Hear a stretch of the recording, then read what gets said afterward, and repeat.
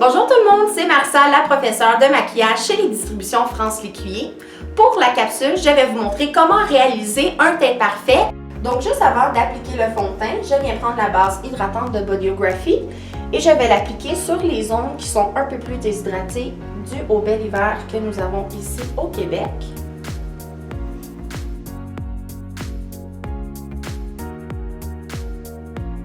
Par la suite, avec le primer matifiant, je vais venir l'appliquer au niveau de la zone T.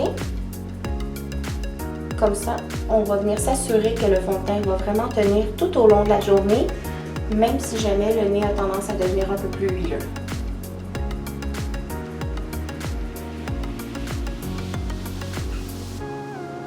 Avec le fond de teint 0,50-150 de Bodyography, je viens appliquer avec un pinceau kabuki pour donner une belle couvrance à Chanel. Et le truc est de toujours y aller en mouvement de rotation pour ne pas laisser un effet de strie au niveau du visage.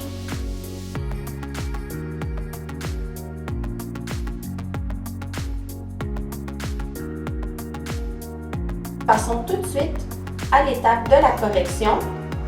Puisque les cernes à Chanel ont une tendance à être un peu plus brunantes, je vais prendre un neutralisant qui est dans les teintes d'orangé et nous allons le concentrer vraiment dans le coin interne où la cerne est un peu plus foncée.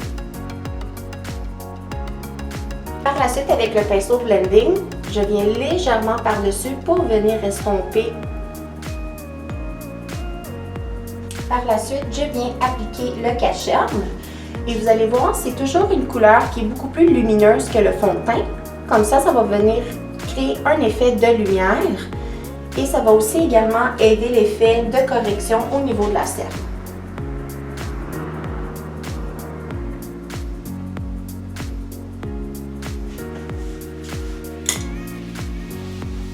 Avec le pinceau kabuki, où est-ce qu'il reste encore légèrement du fond de teint, je viens, tout comme le fond de teint, appliquer en mouvement de rotation. Comme ça, ça va venir empêcher de voir la démarcation entre la couleur du teint et la couleur du cache-cerne. Je vais fermer les yeux.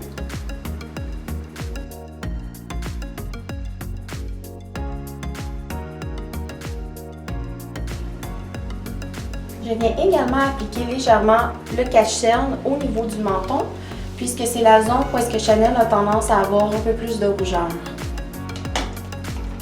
Par la suite, avec le pinceau Stippling de Bodyography, je viens légèrement passer au niveau du teint pour enlever l'excédent.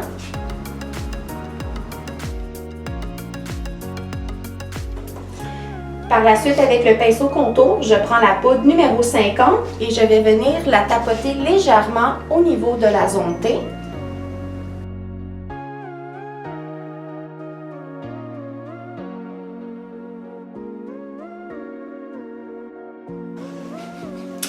Par la suite, avec le même pinceau, je vais venir appliquer le blush Calypso pour donner un effet bonne mine.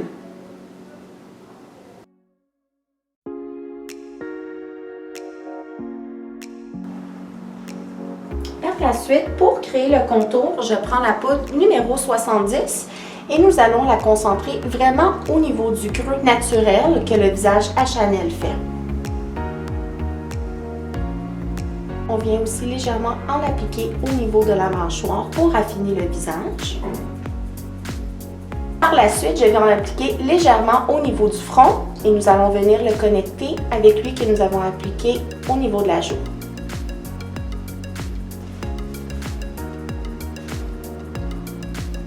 Pour créer un effet de lumière, je viens prendre le highlight en compact de Bodyography et nous allons vraiment venir le concentrer sur le haut de la pommette.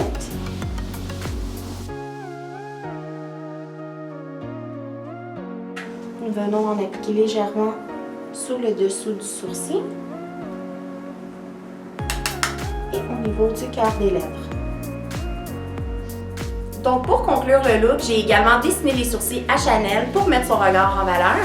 Merci d'avoir assisté aux vidéos et on se voit à la prochaine!